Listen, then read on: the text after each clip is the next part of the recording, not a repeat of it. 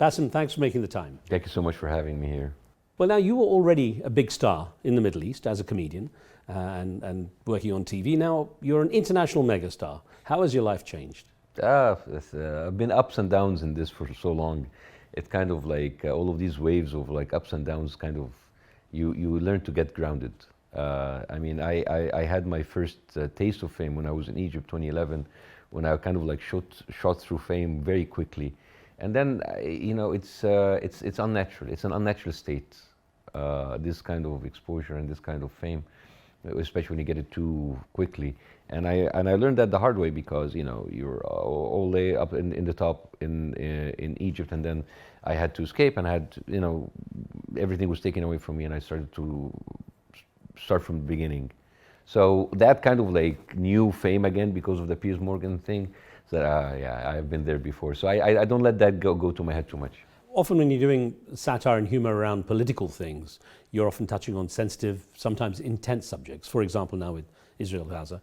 And I wonder what considerations you have to take into account, what boundaries you have to set when you're doing that. No, when I do stand-up comedy gives you a lot of freedom. But I found out like the way that I connect with my audience is through personal stories. So the English show has a different theme than the Arabic show. By the way, they are totally different. It's not a translation. Yeah.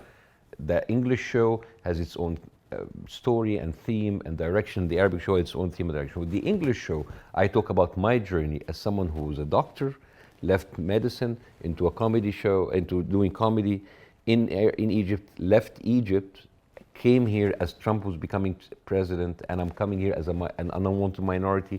And I joke about our journey as Arabs coming into America as immigrants. And there's a lot of like jokes that could be done, not just about people not accepting us, but also about us as Arabs. There's a lot of self-deprecating jokes too. It's not about like white people, because I don't like that kind of comedy. I also like to self-criticize a lot.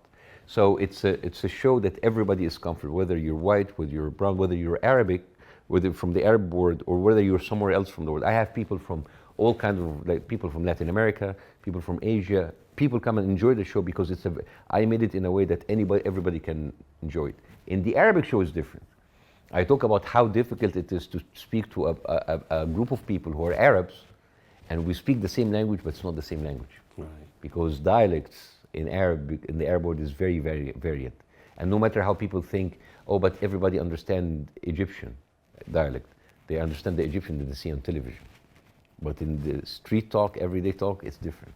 Now, interestingly enough, one of the things you joked about when you were on Piers Morgan's show was referring to the situation in Gaza, people in Gaza being killed. You said you've been trying to kill your wife, and your wife is hard to kill because she uses the kids as human shields. Yeah.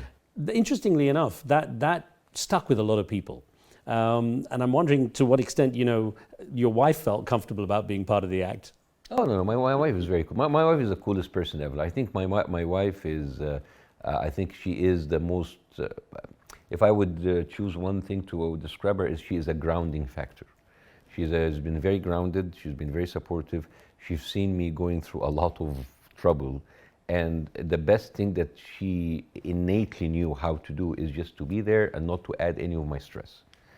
Because sometimes, especially if you come from Middle Eastern culture, people around you will stress you out more if they care too much or more. Well, she's like, she has faith, like, are you okay? You need anything? Fine, I'm there if you need me. So she's very mature about things, and it doesn't mean that she cares less. On a serious note, how is your family doing? I know, of course, there's the concern of Palestinian background and the situation with Gaza. They're closer now. They're between Khan Yunis and Rafah, and so far, I mean, we're lucky that no one of her direct family has been. I mean, they're casualties before, but so far, like, they're safe. So, but communications difficult? Very, very spotty, in and out. Yeah. I wish them safety. How much pushback do you get when your humor goes into that kind of political satire on sensitive subjects? Well, I've been having this pushback since I had my show in Egypt. At a certain point, people would support my humor as long as it actually fits well with their own political agenda. And when I turn against them, they hate me. And I've seen that happen many times to me. I had people who would like supported me when I was criticizing the Muslim Brotherhood, and when I criticized the army, they turned against me. I had people who loved me when I criticized the army, and when I went against the Islamists, they get against me. It's just that everybody think that they're cool with political satire until it really gets against what their own beliefs. So everybody pretends to be objective, but they're not really. People want fingers pointed at everyone else, but not themselves. Yeah, exactly. Yeah. I have to point out, though, for those who don't know, that you must be the most highly qualified Arab comedian, Dr. Yusuf. Yeah, because of the medical part. Yeah, well, a cardiothoracic surgeon. I wish that my skill in the skills that I acquired in the operating room operating theater will help me in real theater, but it doesn't translate now. Because if you bomb at a joke, you'll bomb. Nobody was like, oh, but he's a doctor. Nobody cares. Do you ever regret leaving that career or putting it to one side? No, really? No, I didn't like it. I say this, I've spent 19 years in medicine, 7 years as a medical student, and 12 years practicing, and I never liked a single moment of it. I was there because you had high grades, you had to go into medicine. You go to medicine, you have to be there. And it's just like I didn't find that's the options that you're given, and I always say I was a heart surgeon, but my heart wasn't in it. I used to joke that I dated a cardiothoracic surgeon once. It didn't turn out she was heartless. Sorry. Yeah, well, we usually are. We usually are. Yeah, do you have to be clinical to some degree? Yeah, we have to be very focused on the work at hand and kind of get out of our personal perspective. That's understandable. You're educated, you understand the situation. What about the average person? For them, there is such a fear of being labeled. You just have to be educated. I mean, you just have to be educated, listen to the different views. And I think it's already been happening. A lot of people now are seeing the other point of view. And in the years and years and years of propaganda that Israel has been actually falling flat on its face. So I think there is a kind of a change. Yes, you actually said Israel has morally corrupted the West. They did. Explain. They did. Yeah, they did. Because the West has been telling us all about human rights and equality, but it seems that the equality and human rights doesn't work when you're brown, or when you're Arab, and when the perpetrator is Israel. So this look, and it's very easy. Look how people reacted when Ukraine was bombed, and how people. But of course, you cannot compare Putin with Hamas, because listen. If ISIS itself was in Gaza, there is no excuse to to kill 30,000 people and injure 70,000 people. There's no excuse. And there's no excuse to telling that you are clearing, because those 30,000, those 100,000 killed and injured, they have family and they have people. What you have done is just creating 100,000 Hamas fighters. I'm going to get onto that in a second, but one thing that is interesting is the development of how more and more as this conflict prolongs between Israel and Hamas, is that it's portrayed as a Jewish-Muslim conflict, and the whole issue that it's essentially founded in a land issue has been lost. This has been the propaganda used, is Islam against Judaism, and unfortunately many of the people on the Arab side has fallen into that. It is not a religious thing, because a lot of those Palestinians are Christians. And a lot of the Jewish people who lived in the Arab world, they lived in a much better place, and they were treated much better than they were treated in Europe. And a lot of those Jewish people escaped from Europe to find refuge in the Arab world. This is all about using religion in order to drive a certain political narrative. And I was always against the Islamization of the conflict. I always said that making this as a Muslim versus Jewish thing is very, very, very dangerous, and it's very counterproductive. It is about a group of people who were driven out of their land, and now they're using religion in order to justify it. And that can actually spread it to those who live outside the region anyway. That's the real. A lot of the Palestinians who come to my shows are Christians. And a lot of Egyptians and Arabs who come to my show are Christians. They're using religion in order to make this as a reductive conversation is very, very, very dangerous. I notice a lot of the time when you're doing interviews, and of course this topic is the focus, that the constant refrain is Israel has a right to defend itself. At what point does that get tiring for you? It is very tiring, because I don't know how Israel can defend itself by the same time bombing Egypt, bombing Jordan, bombing Syria, threatening to bomb Iran, bombing Lebanon, and then it's, okay, how is this defending yourself? It's just it's like saying America goes in and destroys Afghanistan and Iraq because America has the right to defend itself. Have you ever had a straight response to the question, what is a proportionate response by Israel? It's bullshit. I'm sorry, but it's just like this whole thing. They're just wasting time. They were asking what's the proportion response when 3,000 were killed, and now what's the proportion response when 30,000 were killed. So I don't know. I counter that was like basically how many people do you think it's fine to kill? What is the exchange rate of human life? Because it seems that human lives of the Palestinians are not as respected and as valued as anybody else's life. So that's the world we're living in. We're basically they're falling down like flies, and we just people. It's becoming a tally, accounting game, and it's very sad. I was just wondering, the mentality in places like Gaza, what is it that drives such a resilience? People are defending their land, and those Palestinians were most of the people in Gaza are not from Gaza. There are 2.2 million people in Gaza. Half of those people were driven away from places outside of Gaza. So they know that this is their last stand, because if they cross the border into Sinai, they're never going to go back. And that's the whole point. And Israel has been very vocal about it. They want to push those people, and they want to clear Gaza, and they will push it in Sinai. And the whole thing about like being there for temporarily, we know it's not going to happen. Israel never gave back land voluntarily. They gave up Sinai after a war. They gave up the Oslo Agreement after the Intifada. They withdrew from Lebanon after they had like a lot of resistance. So Israel is not really about peace, and the whole thing about like, oh, we want peace, it's bullshit. Bاسم, I do find it fascinating that you think the idea of condemning Hamas and also Israel as completely useless. You call it a morality check. Oh, it's useless. I told peers, I condemn Hamas and you condemn Israel. So what? All of this condemnation, I really find it very weird how people are fighting on who should we condemn. It doesn't matter. Really, it doesn't matter. What really matters is stop the killing. And I don't really know if condemning Hamas or Israel will serve that. The real power is in the hand of the United States, and the United States is letting Israel doing it. So it's useless. I hope the Palestinians get the land back. I hope the people from diaspora can get back and be allowed to go into Israel, into Palestine, which is today's Israel, the same way as any Jewish person from Bulgaria can come, just jump on a plane and come into Israel, because that's unfair. And I hope that like people in Gaza and in the West Bank live a normal human life, which seems to be a lot to ask for these days. In terms of what we talked about a little earlier, how a narrative has been created, it's something that I'm fascinated with, how when you say the word Arab, people often have a suffix terrorist, or if you say Muslim, it's fundamentalist, and so on. How do you think that narrative can be changed? So at least there is, do you use that in your comedy in any way to Yeah, I do, but I make fun of it more. Racism is everywhere, not just in America. We in the Arab world have racism too, but maybe because like the power dynamics is more in the hand of the West, it affects us more than anything. But I think also the fact that we as Arabs and Muslims, especially Arabs, we are newer immigrants to America than other ethnicities. The Chinese has been there much longer than us. The Latinos, of course, has been there. Of course, the black people have been there. I guess they're 400 years now. But we, as a minority, we have been very new to this.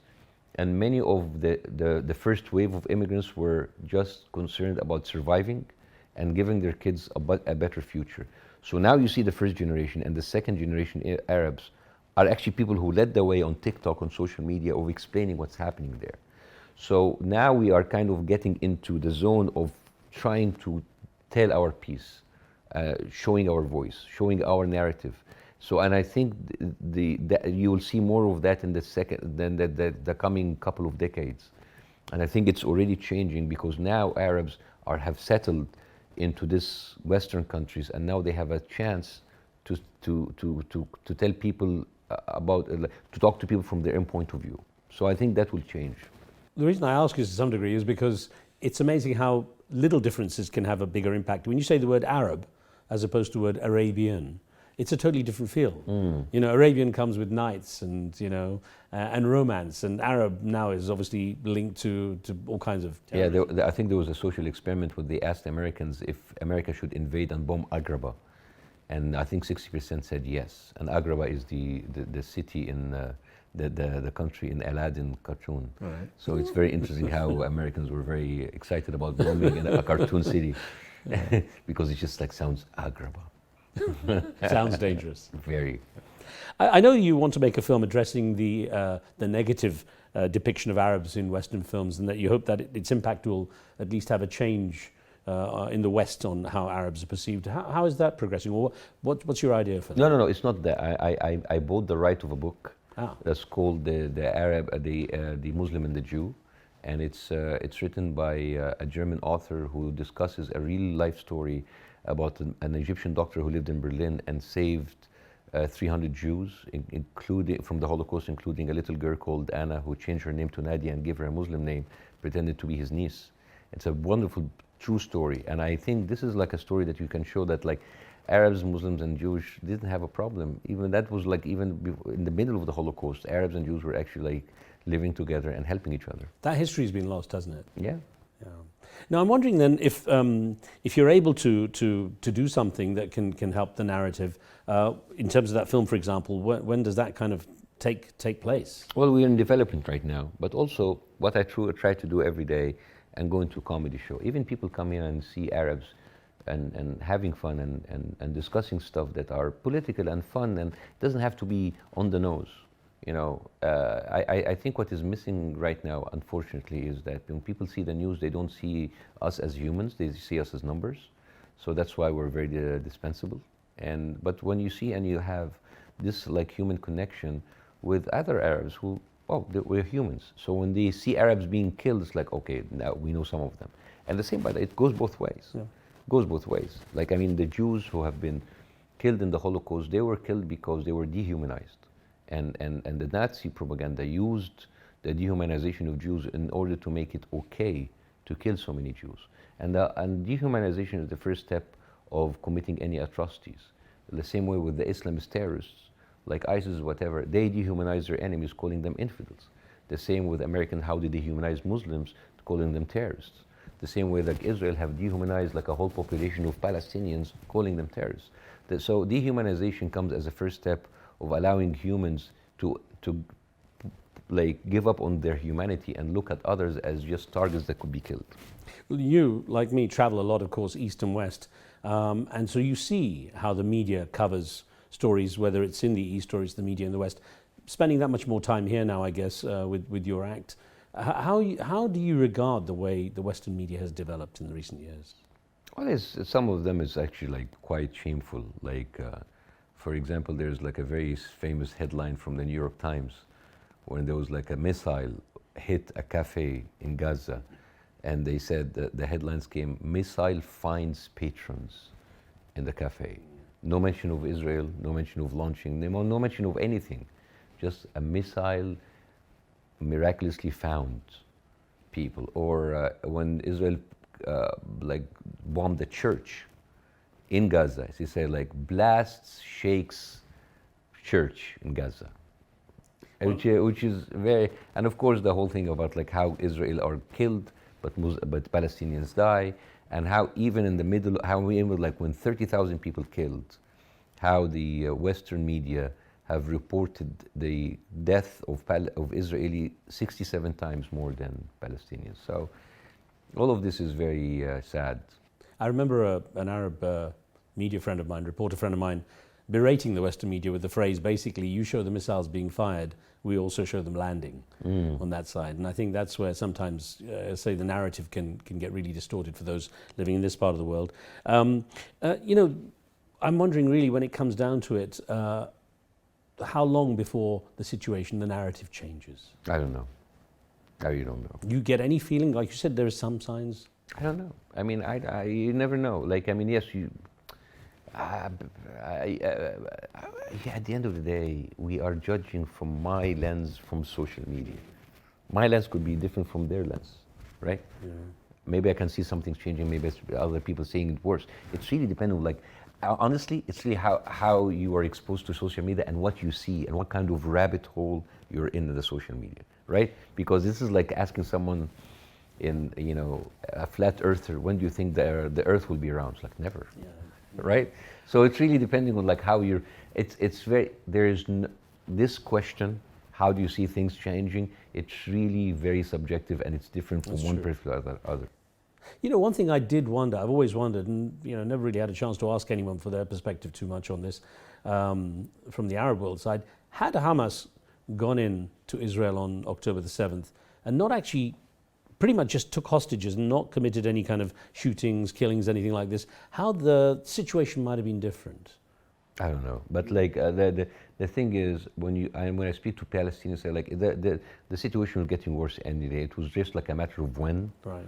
So maybe what's happening right now is an acceleration of like a something that has been put in place, and it's just like making an excuse to make it faster. I'm going to get back as we kind of wrap up to your work in comedy and wonder what you see down the road for you. How sustainable is this for you? I don't know, because 13 years ago I was a doctor, and 5 years ago I was not a stand-up comedian.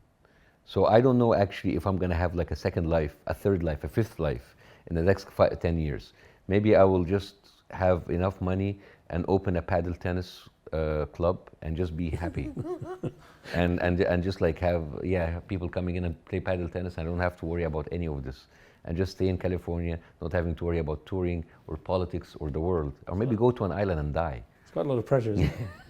Yes. Well, listen, I'm going to leave you with one question. Since it's an American election year, 3 words, Trump or Biden? Honestly, I don't care anymore. I mean, I was one of those people that, like, you know, vote blue no matter who, because I cannot stand vote like any of the Republican rhetoric in the past. But seriously, after what Biden did, I don't find it. I mean, I don't think I can give him my vote. No. He's just like the fact that he cannot even make a ceasefire is just like shameful. So I honestly don't care. Well, Bاسم, Yusuf, I look forward to talking with you again. Thank you for your time. Thank you so much.